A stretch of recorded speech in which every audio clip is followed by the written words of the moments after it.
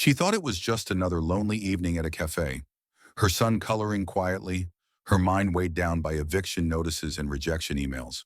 But when a stranger in a tailored suit walked straight to her table, leaned down and whispered, "Pretend I'm your husband," Emma's world shifted. She didn't know yet that the man sitting across from her wasn't just anyone. He was a 35-year-old millionaire CEO with dark eyes, darker secrets, and the power to change her life forever. Emma Brooks sat at a corner table in a quiet cafe, her hands wrapped tightly around a mug of black coffee that had long since gone cold.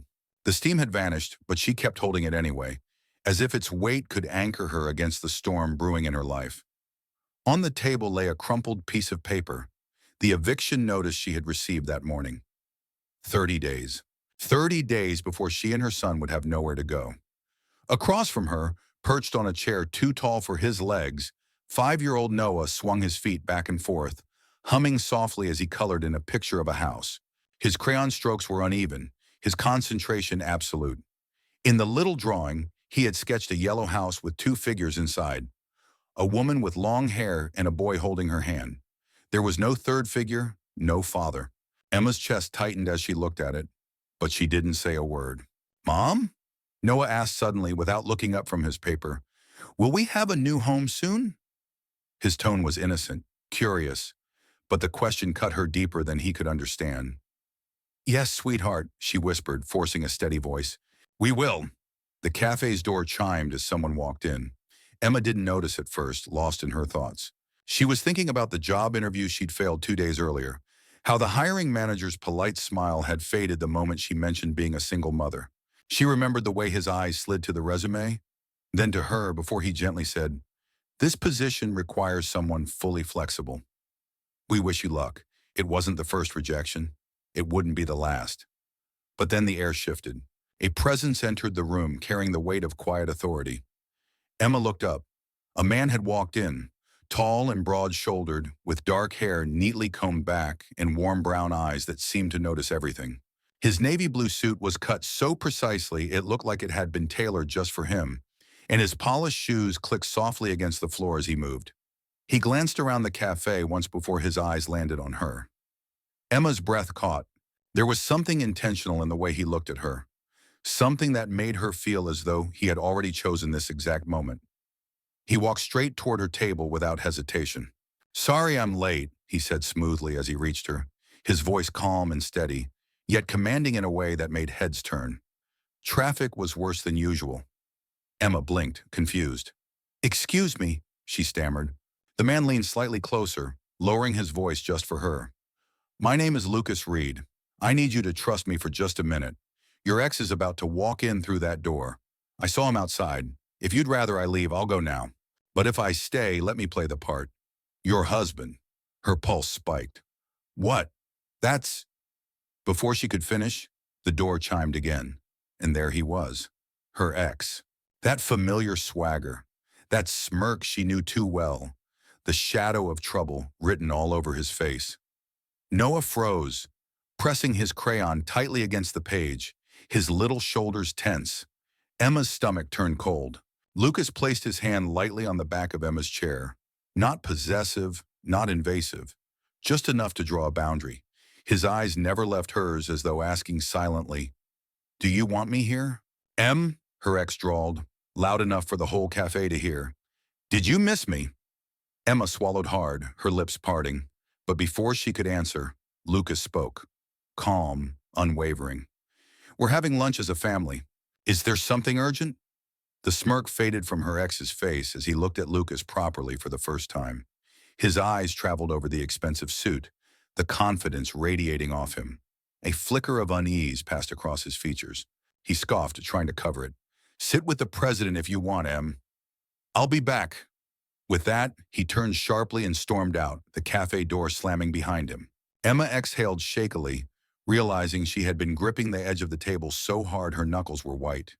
She turned to the stranger, still standing beside her, her heart racing. "Why did you do that?" she asked, her voice barely above a whisper. Lucas's brown eyes softened, his expression calm but serious. "Because I know what fear looks like, and no one should have to face it alone." He glanced at her untouched mug. Besides, I think your coffee's gone cold. Emma stared at him, torn between suspicion and gratitude, caught in a moment that felt both unreal and strangely inevitable. She didn't yet know who this man truly was, or how deeply he would change the course of her life, but something inside her, some quiet instinct, told her this was not a chance encounter. This was the beginning of everything. Emma couldn't tear her eyes away from the man who had just shielded her without asking for anything in return. The echo of her ex's departure still hung in the cafe, leaving behind an odd silence. Lucas lowered himself into the chair across from her, as if it had always been his place. His movements were unhurried, deliberate, the kind of composure that only came from someone used to being obeyed, not questioned. "I should thank you," Emma said finally, though her voice was tinged with caution. "But I don't know you, and what you just did, pretending like that, it was reckless." Lucas leaned forward, folding his hands on the table, his brown eyes steady. "Reckless would have been letting that man corner you in front of your child. What I did was calculated." He tilted his head slightly, studying her as if every word she said mattered. "You don't have to thank me, but you also don't have to explain." I saw enough. Noah looked up from his drawing, curious now about the stranger at the table. His wide eyes flickered between his mother and Lucas, then down to the expensive watch gleaming at Lucas's wrist. "Does your watch make noises?" the boy asked, his voice small but direct. Lucas's stern expression softened instantly. He turned his wrist so Noah could see. "No ticking, just light. It reminds me that time doesn't wait for anyone." Noah blinked, thoughtful, then returned to his paper, adding a third figure to his house drawing, a tall man holding hands with the mother and boy.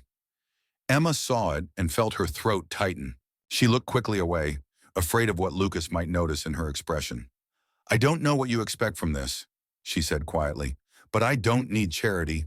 I've been standing on my own for 5 years." "I'm not here to offer charity," Lucas replied smoothly. "I don't hand out pity. I build things. I protect investments. And what I saw today," he paused, his gaze cutting toward the door her ex had stormed through. "That was a woman fighting battles she shouldn't be fighting alone.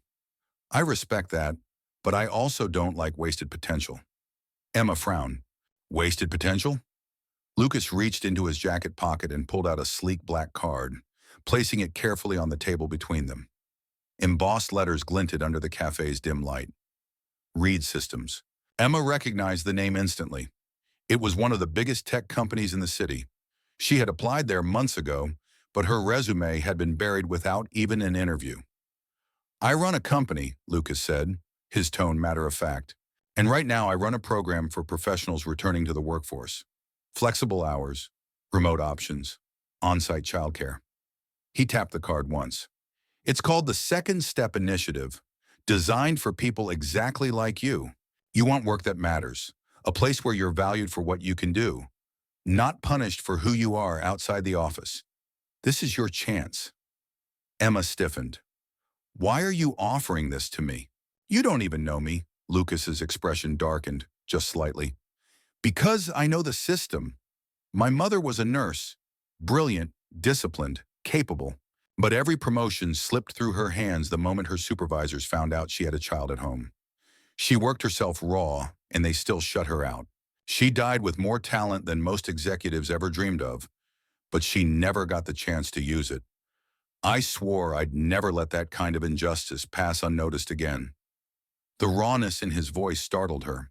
For the first time, the flawless suit and commanding aura seemed to crack, revealing something painfully human underneath. Emma shifted uncomfortably, glancing at Noah, who was now completely immersed in his drawing. She lowered her voice. "I don't want to be your project. I don't want to be the face of some corporate crusade." Lucas shook his head. "Then don't be. Be the face of your own story. Apply, pass the test assignment, and that's it. No favors, no shortcuts. You'll earn everything, but I'll make sure you get in the door. After that, the outcome is entirely yours." Emma sat back, her chest tight with conflicting emotions. Pride urged her to refuse, to walk away before she got entangled in something that sounded too good to be true.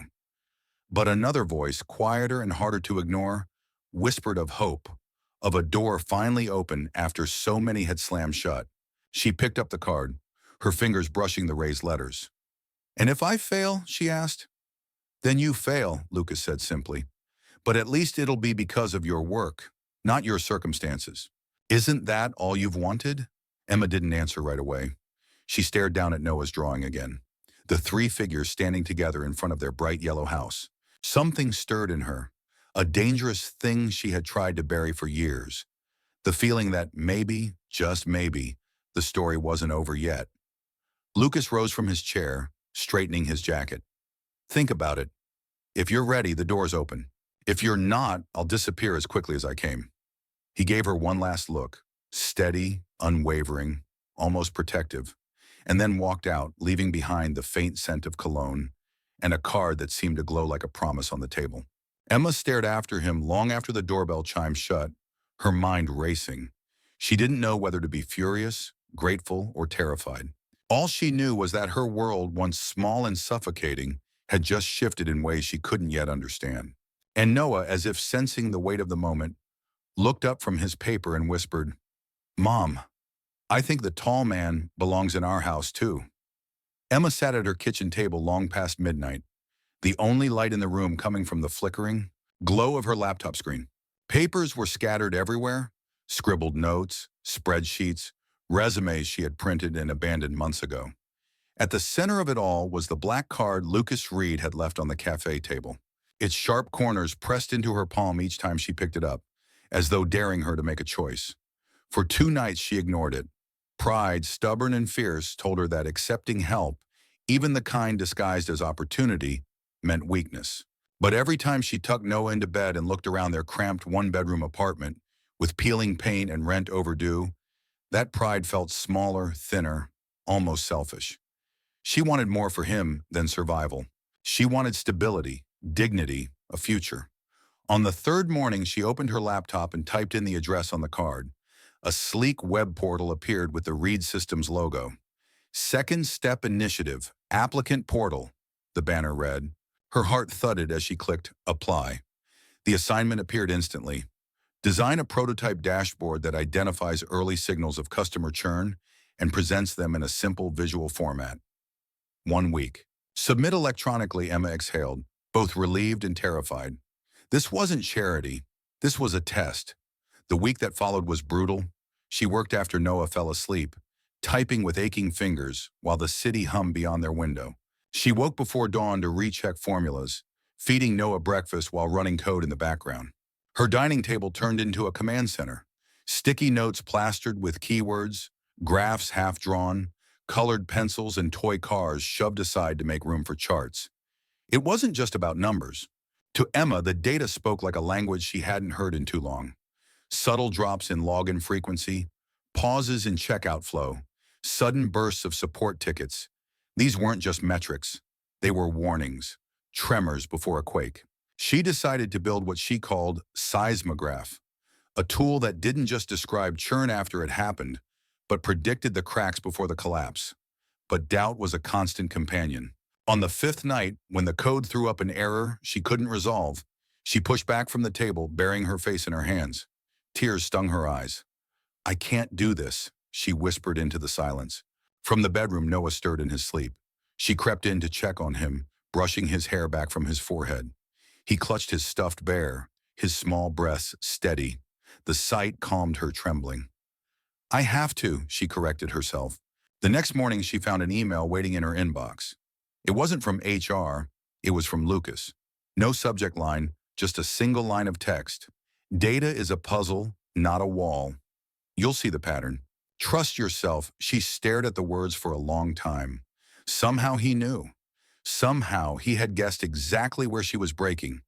And though she didn't reply, she returned to her laptop with renewed determination.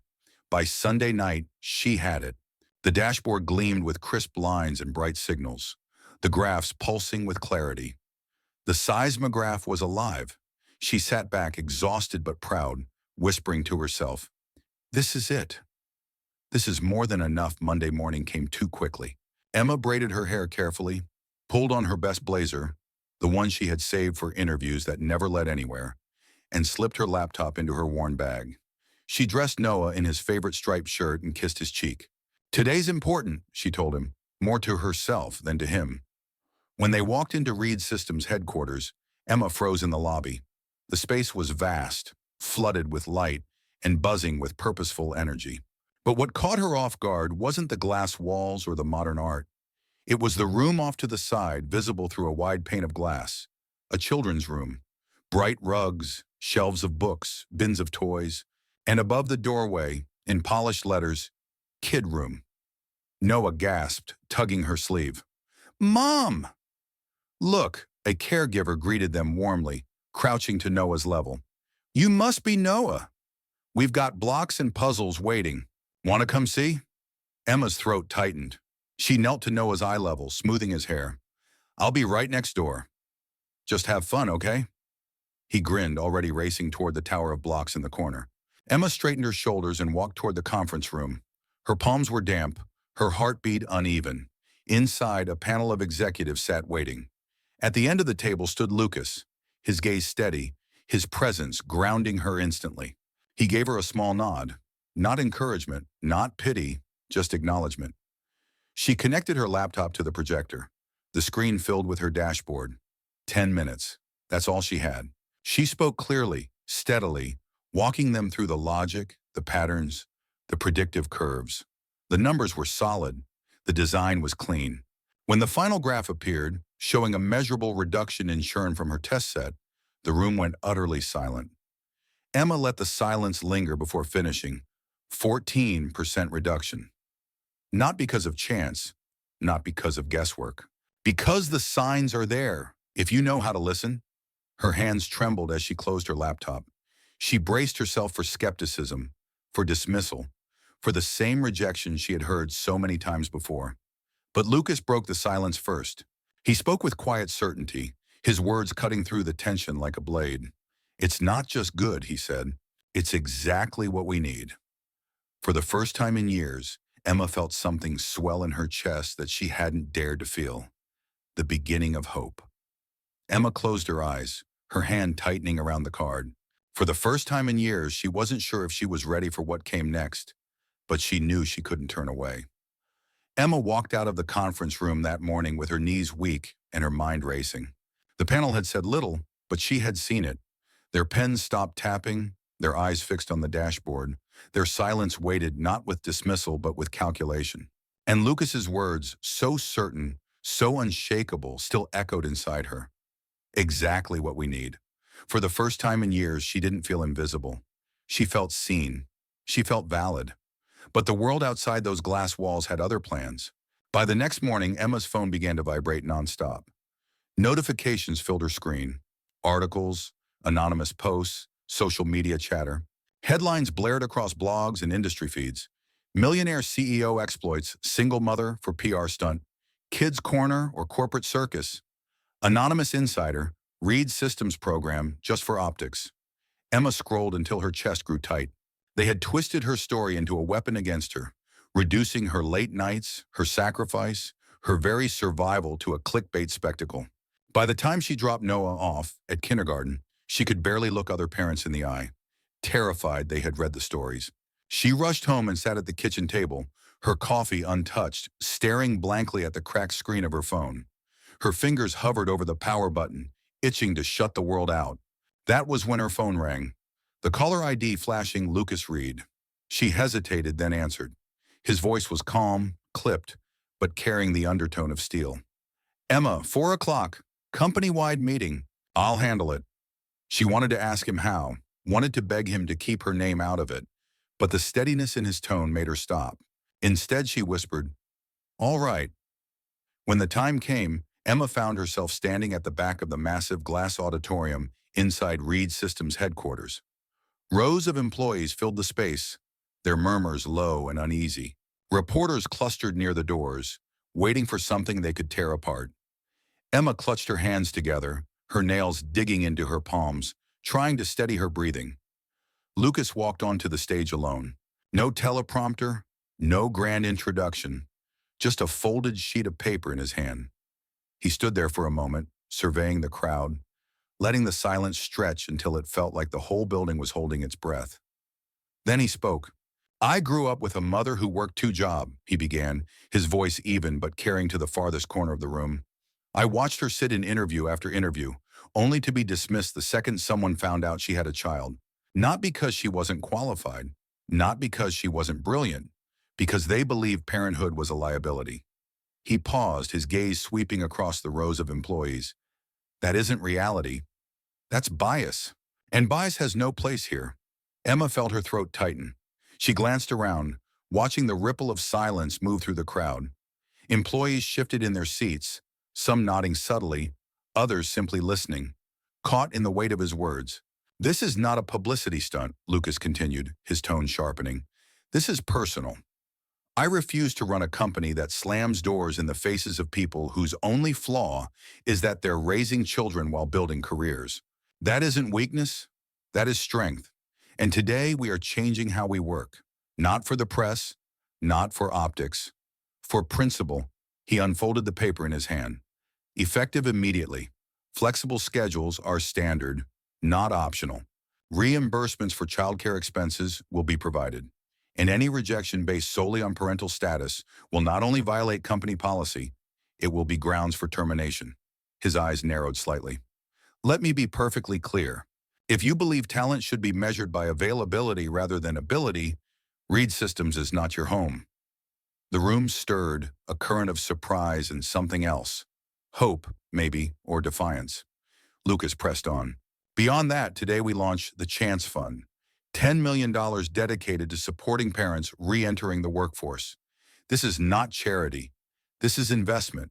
Talent doesn't vanish when someone chooses family. It grows, and we will lead the way in proving it. For a moment, the room was still. Then came the sound, applause, hesitant at first, then swelling until it filled the air, rolling forward like thunder. Emma pressed a trembling hand to her mouth, her vision blurring as she tried to take it all in. But even as the applause rose, she saw the shadows. A few board members in the front row exchanged hard glances, their lips tight with disapproval. The HR director, the same woman who had been present during Emma's trial presentation, stood at the side with her arms crossed, her face like stone. Emma didn't need to hear the whispers to know. Policies like these made enemies as easily as they made change. Later that evening, she would learn the cost. The HR director submitted her resignation, taking several senior managers with her. Investors demanded explanations, warning of reckless spending and unnecessary risks. The backlash was real, tangible, waiting like a storm on the horizon. But Emma also knew something else had shifted. She had watched employees' faces transform in that room. She had seen tears in the eyes of a young woman in the second row, her hand unconsciously resting on her pregnant belly. She had felt the applause vibrate through her chest like a heartbeat. As she left the building that evening, Noah's small hand tucked in hers, Emma whispered to herself, "It's not over. But maybe, for once, we're not losing." And though the storm clouds gathered, somewhere deep inside, the smallest seed of faith began to take root. Maybe doors wouldn't just close this time. Maybe one of them would stay open. Emma woke before dawn, her body already heavy with exhaustion. The clock glowed 5:12 a.m., and for a few seconds she lay there, staring at the cracked ceiling of the apartment, listening to the soft rise and fall of Noah's breathing in the next room. She wanted desperately to sink back into sleep, but the knot of anxiety in her stomach refused to let her. Today was the client presentation. Not just any client, one of the largest contracts Reed Systems had ever fought to keep. And for reasons she still didn't fully understand, the responsibility of the demonstration had been placed squarely in her hands. She slipped out of bed, dressed quickly, and padded into Noah's room. He was curled under his blanket, his cheeks flushed pink, his small body restless. Emma's heart stopped. She pressed a hand to his forehead and felt heat radiating against her palm. A fever. Panic tightened her chest. "Mom," he whispered, his voice hoarse. "I don't feel good." Emma crouched down, stroking his damp hair. "I know, baby. Just rest. I'll take care of you." But her mind was already spinning. The meeting was in less than 4 hours. She couldn't leave him alone. She couldn't cancel. The contract was worth millions, and after the storm of headlines and backlash, the board would use any excuse to undermine Lucas, and by extension, her. Her hands shook as she reached for her phone. She typed out a message to Lucas. "I can't come today. Noah's sick. I'm sorry." She stared at it for a long time, then pressed send. her chest tight with guilt and dread. The reply came almost instantly. Yes, you can. The meeting will be here, in the building. We'll have a doctor and childcare on site. Noah will be safe. Trust me. Emma stared at the words until they blurred. Trust him. Two words she wasn't used to hearing, and even less used to practicing.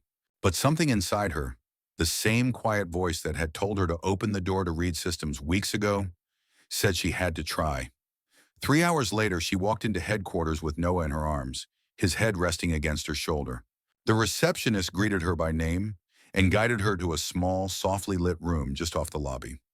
Inside, a pediatric nurse waited with a gentle smile, along with shelves of books, a beanbag chair, and a small basket of toys. We'll take care of him, the nurse assured her. You can check in as often as you like. Emma hesitated, kissing Noah's forehead before laying him gently on the beanbag. His small fingers clutched at her sleeve, and for a moment she almost couldn't pull away. I'll be right across the hall, she whispered. Just rest, sweetheart. When she finally stepped into the conference room, her blazer felt too tight, her palms damp. Around the long mahogany table sat the client's delegation. Men in tailored suits, women with sharp eyes, assistants poised with notepads.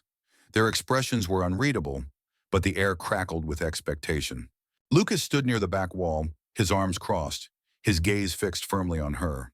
No words, no nod this time, just a steady presence that anchored her as she set up her laptop. Emma launched into the presentation, her voice steady though her hands trembled slightly. She explained the seismograph, the way it tracked subtle shifts in user behavior before churn became inevitable. She moved through graphs, visualizations, predictive models. For 20 minutes, she spoke with precision, pouring into her words every sleepless night, every ounce of energy she had spent fighting for a chance. And then just as she advanced to the final slide, the one that showed the projected savings at scale, the lead client executive leaned back in his chair, his lips curling faintly. We've been following the news, he said, his voice cutting through the room like a knife. Your so-called kids' corner. The press makes it look like a stunt. Optics. We don't invest millions to be part of a circus. Emma froze. For a split second, her entire body went cold. Her mind screamed with panic. This was it. The moment everything unraveled. She thought of Noah across the hall, feverish, vulnerable. She thought of every slammed door, every rejection that had left her scrambling for scraps. Her mouth went dry. But then something inside her shifted. Instead of flipping back to her slides, she closed her laptop with a decisive snap. The sudden silence startled the room. Slowly, Emma straightened her shoulders, her eyes locking on the client. If you'll come with me, she said evenly, I'd like to show you something better than numbers. Confusion flickered across their faces, but curiosity pulled them from their seats. She led them out of the conference room, across the hallway, and into the small childcare space. The executives paused at the door, their polished shoes squeaking against the mat as they took in the soft rugs, the shelves of toys, the quiet hum of a nurse reading softly to a child. In the center of the room, Noah looked up from where he had been stacking wooden blocks, his face pale but his eyes brightening when he saw his mother. He held out a block toward the lead executive with all the seriousness of a 5-year-old. Here, he said simply, without this, the tower falls. The man blinked, startled, then chuckled awkwardly as he took the block. And what happens if I take another one away? It'll fall too, Noah answered gravely, because every piece is important. Emma knelt beside her son, her voice calm but caring enough for the room to hear. This tower is exactly what we're trying to protect. Every customer matters. Every employee matters. You can strip away pieces, ignore the small signals, dismiss the cracks, but eventually the whole thing collapses. What we're offering isn't just data, it's foresight. It's the ability to keep the tower standing. The room was utterly silent. The executives glanced at one another, their skepticism melting into something else, curiosity, respect, maybe even conviction. Finally, the lead executive turned to Lucas, who had followed quietly, his expression unreadable. How long would it take to scale this system company-wide? 6 weeks, Lucas said without hesitation. The man nodded slowly, then extended his hand. Then you have a deal. And if you're still looking for investors for that fund you announced, count me in. I think your tower analogy just closed the case.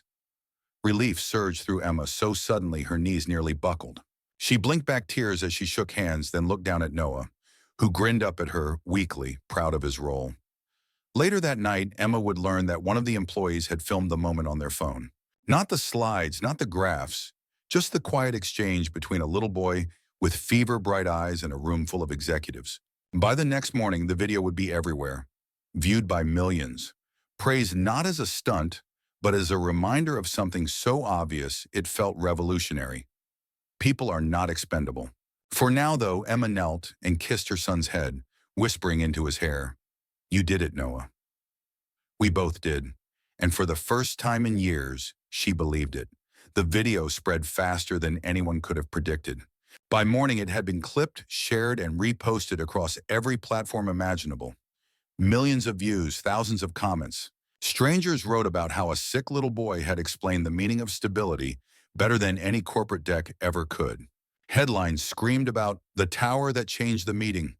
For the first time, Emma's name wasn't linked with pity or dismissal.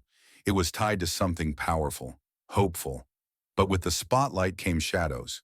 On the third day after the video went viral, a letter arrived at Emma's apartment, slid under her door. The envelope was heavy, the kind that always carried bad news. Her stomach dropped as she tore it open. Inside was a formal petition filed by her ex.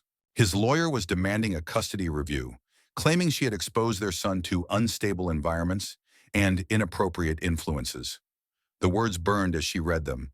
The child is paraded in a corporate media spectacle. The mother's judgment is clearly compromised. Emma's hands shook as she sat at the kitchen table, the paper trembling between her fingers. Tears blurred her vision.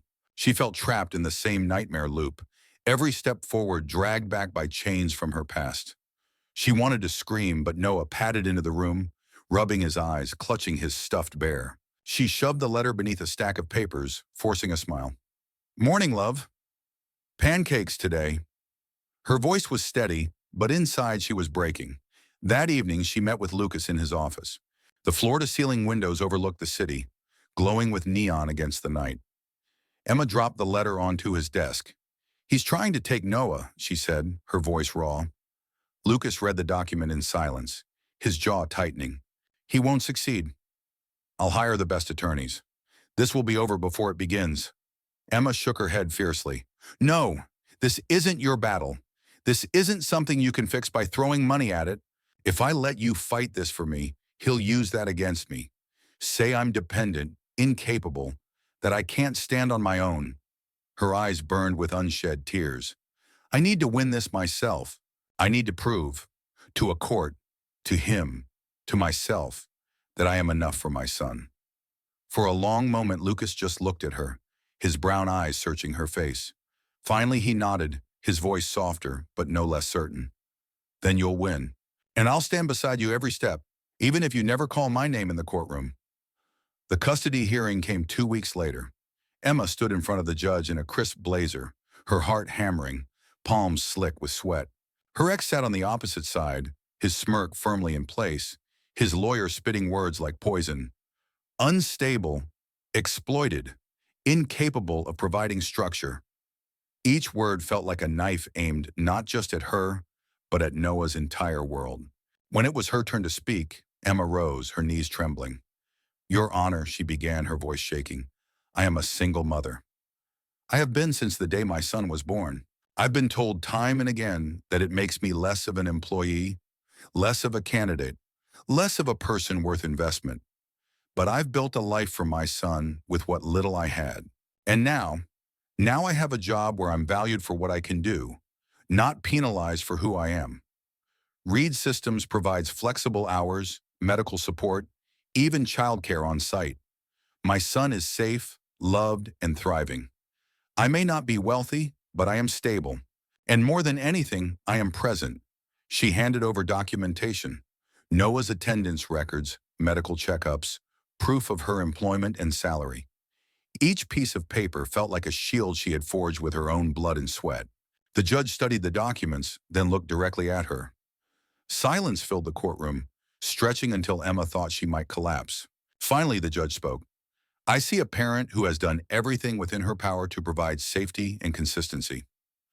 The petition for custody modification is denied." Relief crashed over Emma like a tidal wave. Her knees buckled and she sank into her chair, her vision blurring with tears. Across the room, her ex cursed under his breath, his confidence cracking. For once, the smirk was gone. Outside the courthouse, the autumn air was crisp, the city buzzing around them. Emma walked out with Noah's small hand in hers, her chest heaving with release.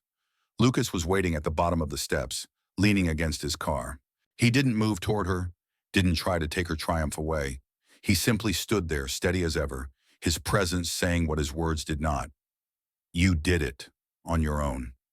Emma met his gaze, her throat tightening. She wanted to thank him, to tell him how much his silent support had meant, but instead she just nodded, blinking back tears, and walked past him with her son. For the first time in years, she felt not like a victim, not like someone clinging to survival, but like a fighter who had just won her hardest battle. That night, after Noah had fallen asleep, Emma sat by the window with a cup of tea, staring at the city lights. The letter from the court lay on the table, stamped with finality. She was exhausted, but there was a different weight in her chest now. Not dread, not fear. Something steadier, something stronger. She realized with quiet astonishment that she wasn't afraid of tomorrow anymore. And though the future was still uncertain, one truth pulsed in her heart. She and Noah were safe. For now, that was everything. The scandal did not fade. If anything, the viral video and the custody battle only fueled the fire.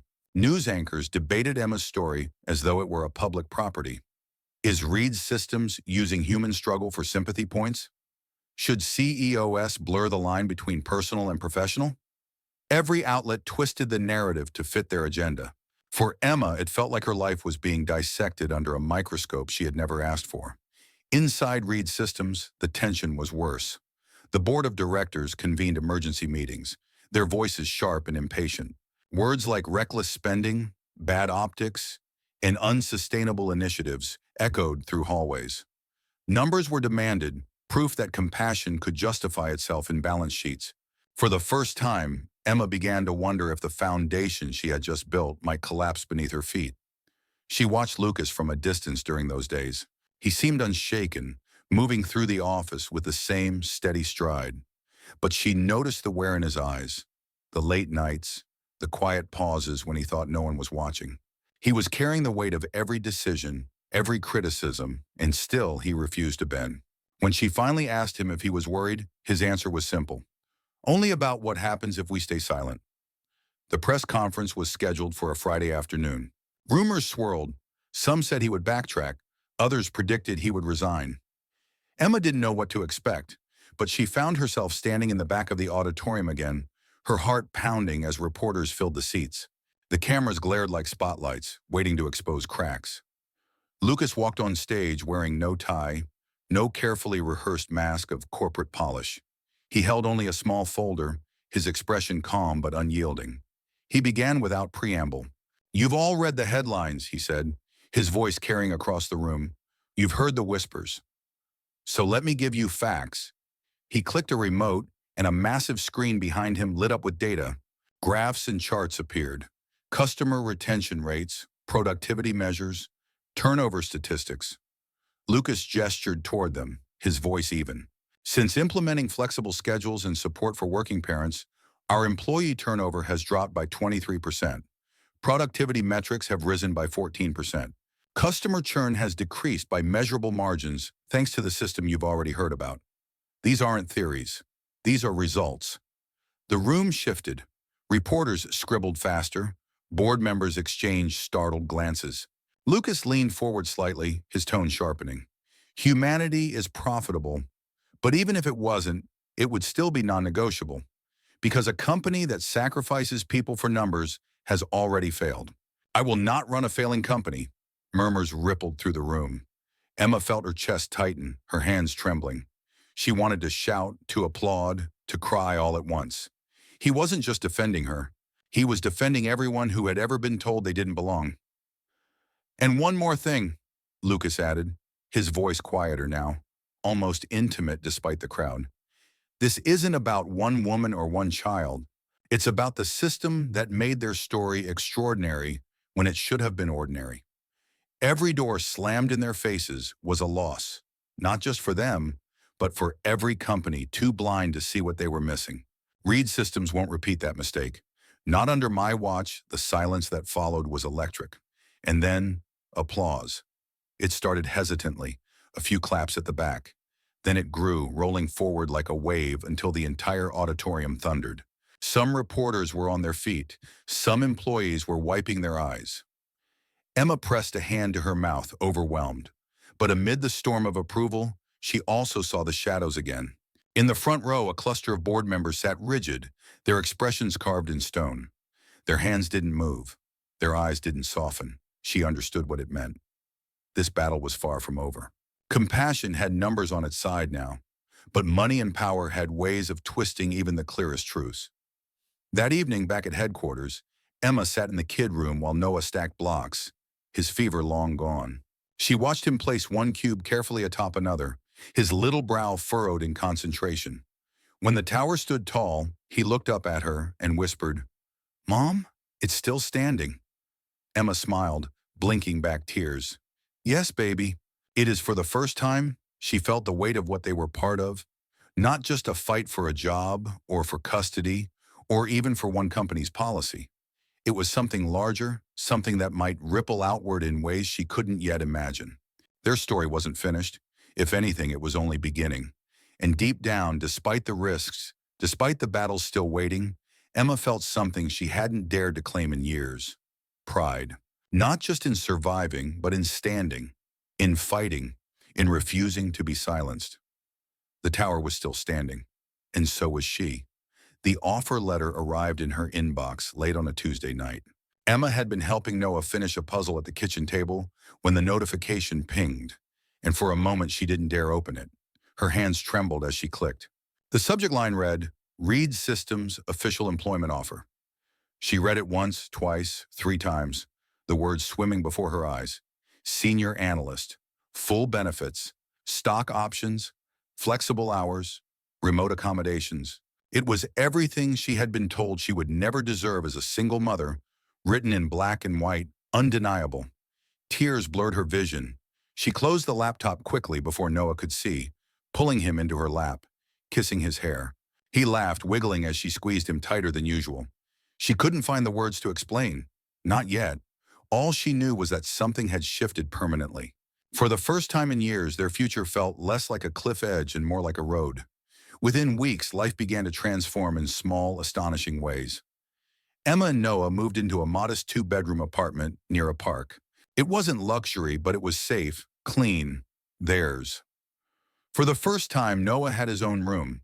They painted the walls a pale yellow, covered them in stickers of rockets and dinosaurs, and filled a second-hand bookshelf with stories. Watching him run circles around the room, shrieking with laughter, Emma felt the kind of joy that ached, as if her heart were almost too full to hold it. At work, Emma proved herself quickly. The seismograph wasn't just a clever demo. It became a cornerstone of Reed Systems' product strategy. Within months, she was leading a small team of analysts. 2 of her team members were parents themselves, both of whom had been out of the workforce for years. She trained them with patience and empathy, remembering her own sleepless nights at the kitchen table, reminding them daily that the gaps in their resumes didn't define their worth. Under her guidance, their team thrived, building not only systems but also trust. Meanwhile, the kid room at headquarters expanded into a full-scale childcare center. Bright murals covered the walls, caregivers were hired full-time, and employees who had once hidden their family struggles now walked into work with their children proudly at their side. Above the entrance, a plaque gleamed with engraved words that made Emma's throat tighten the first time she saw them. Every block matters. She found herself crossing paths with Lucas more often too. At first it was professional, quick debriefs after meetings, his occasional questions about her team's progress. But slowly those moments stretched. He would linger in the kid room after checking in, crouching to hand Noah a new set of blocks or sliding him a book. Sometimes he asked Emma about her day, not as her boss, but as someone genuinely curious. There was no pity in his gaze, no savior complex, only respect and something quieter, something harder to name. One evening, long after the building had emptied, Emma was still in the conference room reviewing data while Noah dozed on the couch with his bear. Lucas appeared in the doorway, tie loosened, jacket slung over one arm. "Still at it?" he asked, his tone lighter than usual. Emma smiled faintly, closing her laptop. "Data doesn't clean itself?" He stepped inside, glancing at the sleeping boy. His expression softened. "You know," he said slowly, "I spent years collecting the closed doors my mother faced. Every policy I wrote, every change I pushed, it was all a way of trying to make the world less cruel than the one she knew. But tonight, standing here, for the first time, it feels like we're not just opening doors. We're building something bigger. A home." The words sank into Emma like a stone in still water, rippling outward. She met his gaze, steady and unflinching. "A home isn't walls or policies," she said quietly. "It's a place where you don't have to fear being pulled out of the tower, where every block is needed and every block is safe." They stood in silence for a moment, something unspoken stretching between them, stronger than gratitude, deeper than circumstance. Then Noah stirred, blinking awake. He shuffled over sleepily, climbed into Emma's lap, and wrapped his arms around her neck. Looking between the two adults, his voice still drowsy, he whispered, "Mom, I think our tower's really strong now." Emma kissed his forehead, her arms tightening around him. "Yes, sweetheart," she murmured, her voice thick with emotion. "It really is." Later that night, walking home under the soft glow of city lights, Emma realized something astonishing. The headlines, the scrutiny, the battles, they were still there, but they no longer defined her. What defined her now was the steady rhythm of Noah's hand in hers, the quiet strength she had built block by block, and the knowledge that she was no longer alone. And beside her, the man with dark hair and warm brown eyes, once a stranger, once a bluffing husband in a cafe, had become something she hadn't dared to imagine. Not a rescuer, not a fantasy, but an ally, a partner. Someone who had seen her not as broken, but as whole. The most shocking thing about it all wasn't the viral video, the Millionaire CEO, or even the policy shifts that made national news. It was simpler, almost fragile. Kindness strong enough to become change. Empathy powerful enough to become structure. And the unwavering belief that no block, no person, no voice was ever expendable. For Emma and Noah, the future was no longer a question mark hanging over their heads. It was an open door. And for the first time, Emma felt certain she was walking through it. Not alone, but together. For me, the ending of this story feels powerful because it flips expectations. At first glance, it seems like a fairy tale about a single mother rescued by a wealthy CEO. But by the time we reach the conclusion, it's clear that Emma isn't saved by money or status. She saves herself through resilience, intelligence, and the refusal to be erased. Lucas doesn't swoop in as a knight in shining armor. Instead, he becomes an ally, someone who chooses to use his power not to overshadow her, but to open doors she can walk through on her own strength. What I admire most is how the story turns a very personal struggle, paying rent, facing custody battles, juggling work and motherhood, into a universal challenge about dignity and opportunity. The shocking twist isn't the millionaire himself, but the way compassion, when made structural, becomes revolutionary. By the end, Emma has not only secured stability for herself and Noah, but has helped change a culture that dismissed her before. To me, the true beauty of the finale is this. It doesn't pretend hardship disappears. It acknowledges scars and setbacks, but shows that with courage, solidarity, and empathy, those scars can become the foundation of something stronger. The story leaves us with the hopeful reminder that sometimes the most radical change comes not from grand gestures, but from choosing to see people fully and refusing to let anyone fall through the cracks.